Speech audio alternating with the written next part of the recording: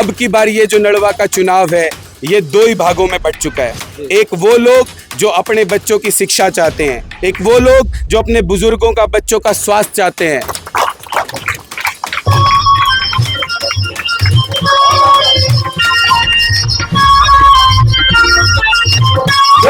भैया के लिए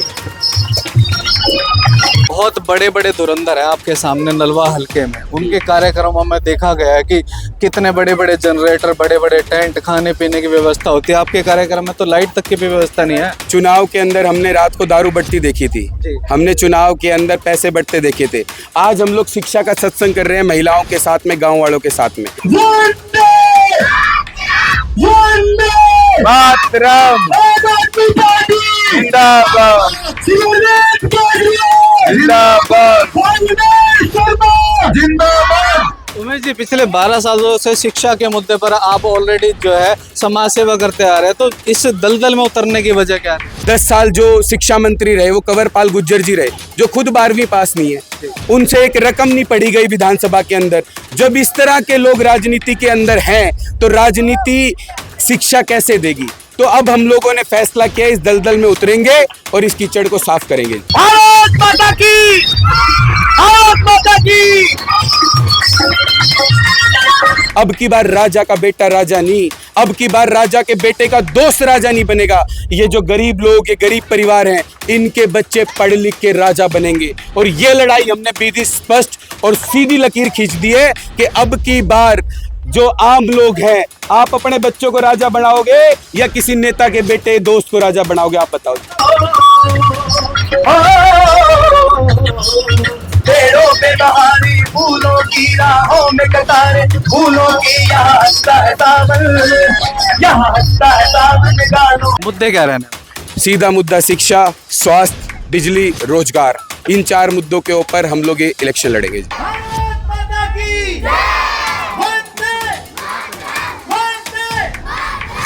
उमेश जी आप लोगों के बीच में आए, उन्होंने शिक्षा की, रोजगार की बात करी, तो आपको क्या लगता है कि चुनाव में सच में यही मुद्दे होने चाहिए या इससे उलट जो शराब बढ़ती है, पैसा बढ़ता है, उसकी वजह से जो है जो डिजर्विंग कैंडिडेट है वो जीत नहीं पाता?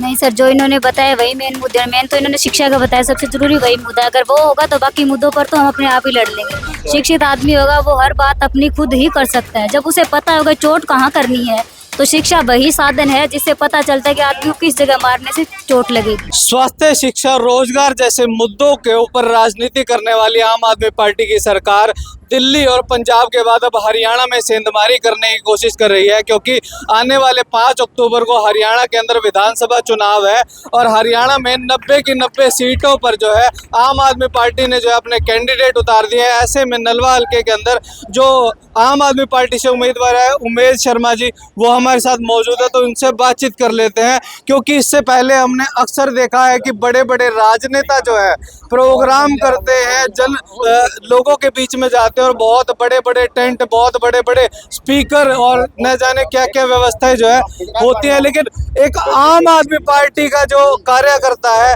उसके कार्यक्रम में तो आप देख पा रहे हैं कि यहाँ पर प्रॉपर तरीके से लाइट जैसी व्यवस्था भी नहीं है। तो इस ऐसे माहौल में इस प्रत्याशी को जो है अपने हल्के में किस तरीके से चुनाव लड़ने में जो है जोखिम उठाना पड़ेगा, क्या वाकई में नहीं लगता है कि आम आदमी पार्टी का ये प्रत्याशी होके ये जो है बड़े बड़े धुरंधरों के साथ कंपटीशन कर पाएंगे? तो उमेश जी सबसे पहले तो स्वागत। नमस्कार, और आपके सभी दर्शकों को बहुत बहुत नमस्कार। बहुत बड़े बड़े धुरंधर है आपके सामने नलवा हल्के में। उनके कार्यक्रमों में देखा गया है कि कितने बड़े बड़े जनरेटर, बड़े बड़े टेंट, खाने पीने की व्यवस्था होती है। आपके कार्यक्रम में तो लाइट तक की भी व्यवस्था नहीं है। देखिए जी, आम आदमी पार्टी गरीब लोगों की पार्टी है और गरीब लोगों के मुद्दे पे चुनाव लड़ रही है। और ये जो कार्यक्रम है ये शिक्षा सत्संग है।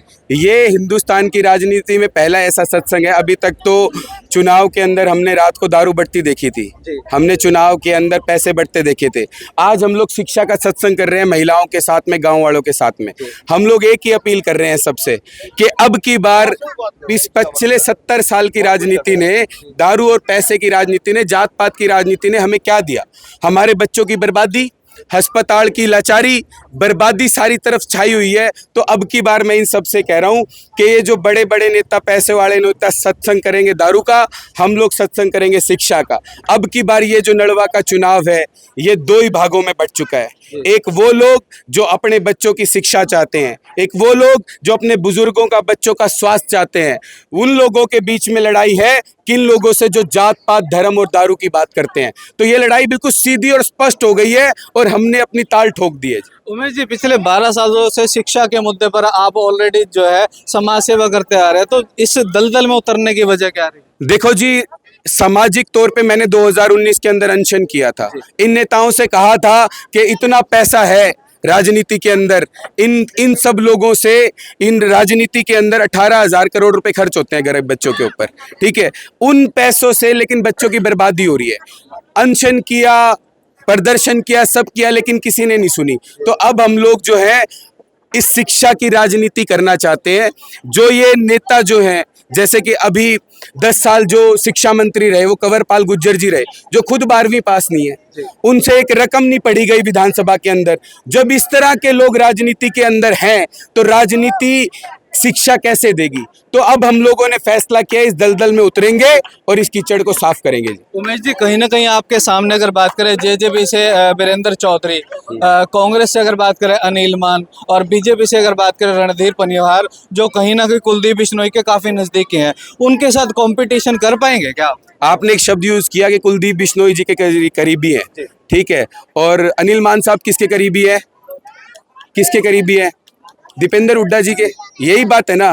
यानी कि पहले तो हमने एक कहावत सुनी थी कि राजा का बेटा राजा बनेगा, लेकिन नड़वा में तो 2 स्टेप और आगे बढ़ गए हैं कि राजा के बेटे का दोस्त भी राजा बनेगा। जो भारतीय जनता पार्टी के प्रत्याशी हैं उनकी एक ही अचीवमेंट है कि वो कुलदीप बिश्नोई जी के दोस्त हैं। कुलदीप बिश्नोई जी कांग्रेस की टिकट भी दिला देते हैं और बीजेपी की टिकट भी दिला देते हैं, और तो कोई आधार है नहीं। यानी कि और जो कांग्रेस ने प्रत्याशी दी उनके भी क्या है कि भूपेंद्र सिंह हुड्डा जी के बेटे दीपेंद्र हुड्डा जी के दोस्त हैं। यानी कि पहले तो हम लोग राजा बनाए चौधरी भजनलाल जी को, फिर उनके बेटे को जिताएं, फिर उनके पोते को जिताएं, अब बेटे के दोस्त को भी जिताएं, और उधर से वहां पे अब की बार राजा का बेटा राजा नहीं, अब की बार राजा के बेटे का दोस्त राजा नहीं बनेगा। ये जो गरीब लोग, ये गरीब परिवार हैं, इनके बच्चे पढ़ लिख के राजा बनेंगे। और ये लड़ाई हमने बीधी स्पष्ट और सीधी लकीर खींच दी है कि अब की बार जो आम लोग हैं, आप अपने बच्चों को राजा बनाओगे या किसी नेता के बेटे दोस्त को राजा बनाओगे? आप बताओ, खुद के बच्चे बनाओगे? तो अब की बार जो लड़ाई है वो सीधी और स्पष्ट है जी, कि हम लोग आम लोगों के बीच में बुनियादी मुद्दे लेके जा रहे हैं और सीधी लड़ाई में सीधी पटकनी देके हरा देंगे इनको। उमेश जी, आपके सामने बहुत बड़ी बड़ी राजनीतिक पार्टियां और उनके प्रत्याशी हैं, वो चुनाव जीतने के लिए साम दाम दंड भेद हर चीज का इस्तेमाल करेंगे, तो उस चक्रव्यूह में से अपने आप को कैसे बचा पाएंगे? देखो जी, हमारी जो राजनीति है उन चक्रव्यूह से होके ही निकली है। दिल्ली के अंदर हम लोगों ने 100 में से 70 में से 67 जीती, 117 में से 92 सीटें हम लोगों ने जीती। कौन लोग जीतते हैं आम आदमी पार्टी में? आम आदमी पार्टी के अंदर कौन लोग जीतते हैं? जो गरीब घरों के लोग होते हैं। बड़ी बड़ी राजनीति हमने दिल्ली में भी हराई, पंजाब में भी हराई, और अब की बार हरियाणा की बारी है। और हरियाणा के अंदर भी आप देखना, आम परिवार के लोग इन बड़े बड़े सत्तेधारी नेताओं को सीधे टक्कर में रहेंगे, चिंता करने की जरूरत नहीं है। अभी कुछ दिनों से जो एक चर्चा काफी तूल पकड़े हुई है कि अरविंद केजरीवाल जी का इस्तीफा, तो ऐसे में क्या हरियाणा में विधानसभा चुनाव में कोई मुश्किलें तो नहीं आएंगी? देखिए, हरियाणा के अंदर नहीं, पूरी दुनिया के अंदर पहली बार हो रहा है। एक आदमी पिछली बार इलेक्शन में गया और बोला उसने कि अगर मैंने अच्छा काम किया है तो मुझे वोट दो। लोगों ने 62 सीटें दे दी। आज वो कह रहे हैं कि ये मुझे चोर चोर कह रहे हैं। अगर आपको लगता है भारतीय जनता पार्टी की बात सही है तो मुझे हरा देना, अगर आपको लगता है कि मैं चोर नहीं हूं तो मुझे जिता देना। ये कलेजा, ये जिगर, ये हरियाणा का लाल अरविंद केजरीवाल ही रख सकता है। पूरे दुनिया के अंदर पहली बार ऐसा हो रहा है कि एक आदमी जनता के ऊपर छोड़ता है कि पूरी 2.5 करोड़ जनता जो दिल्ली की है वो एक मुख्यमंत्री की ईमानदारी की बात देगी, गवाही देगी। तो ये तो बहुत अच्छी बात है। हरियाणा के लोगों को उस पर गर्व होना चाहिए कि जिस तरह से नरेंद्र दामोदर दास मोदी की सीधी टक्कर हरियाणा का बेटा, और जिस गाँव में आप खड़े हो वो तो बिल्कुल पास में लगता है आपका खेड़ा गांव, तो ये सारे लोग तो उनसे सीधे तरीके से जुड़े हुए हैं। तो अब की बार हरियाणा का लाल हरियाणा के अंदर भी गजब करेगा। मुद्दे क्या रहने वाले? सीधा मुद्दा शिक्षा, स्वास्थ्य, बिजली, रोजगार, इन 4 मुद्दों के ऊपर हम लोग ये इलेक्शन लड़ेंगे जी। तो कालवास गांव के कुछ और लोग भी हमारे साथ मौजूद हैं, उनसे भी जान लेते हैं। हाँ जी, नमस्कार भाई। नमस्कार भाई। आप युवा हो, कहीं ना कहीं मौजूदा सरकार जो कहती है बिना खर्ची बिना पर्ची, लेकिन जो डिजर्विंग कैंडिडेट है सच में उन्हें रोजगार नहीं मिल पाता, तो उम्मीद किससे है? सर इनकी बात सही है, ये बोल रहे हैं कि शिक्षा सबसे बड़ी यही दिक्कत है शिक्षा की। ये सही बोल रहे हैं, शिक्षा पर बात सही है इनकी। अगर शिक्षा ही देश प्रगति नहीं करेगा तो क्या करेगा। अच्छा, तो क्या लगता है कि आम आदमी पार्टी की सरकार हरियाणा में भी बननी चाहिए? हाँ बननी चाहिए, इसमें कोई दो राय नहीं। तो कुछ महिलाएं हैं जो अपने बच्चों की शिक्षा के लिए जो काफी जो है फिक्रमंद रहती हैं, तो उनसे भी बातचीत करते हैं। नमस्कार जी। नमस्कार। अभी उमेश जी आप लोगों के बीच में आए, उन्होंने शिक्षा की, रोजगार की बात करी, तो आपको क्या लगता है कि चुनाव में सच में यही मुद्दे होने चाहिए, या इससे उलट जो शराब बढ़ती है, पैसा बढ़ता है, उसकी वजह से जो है जो डिजर्विंग कैंडिडेट है वो जीत नहीं पाता? नहीं सर, जो इन्होंने बताया वही मेन मुद्दा। मेन तो इन्होंने शिक्षा का बताया, सबसे जरूरी वही मुद्दा। अगर वो होगा तो बाकी मुद्दों पर तो हम अपने आप ही लड़ लेंगे। शिक्षित आदमी होगा वो हर बात अपनी खुद ही कर सकता है। जब उसे पता होगा चोट कहाँ करनी है, तो शिक्षा वही साधन है जिससे पता चलता है कि आदमी को किस जगह मारने से चोट लगेगी। आपके कालवास गांव की अगर बात करें तो शिक्षा की क्या व्यवस्था, क्या हालात? सर अभी तो वैसे देखा जाए तो कोई खास हालात नहीं है सर, खराब ही है। हर स्कूल में यही हालात, कालवास के हर गांव में आसपास का जो सरकारी स्कूल है पूरे टीचर नहीं है, पूरे जो बच्चे लेना चाहते हैं वो सब्जेक्ट्स भी नहीं है। कई बच्चे ऐसे हैं जो पढ़ने में तो काफ़ी होशियार हैं, सब्जेक्ट ले लेते हैं लेकिन पढ़ाने वाले नहीं है। हर जगह यही हालात है सर।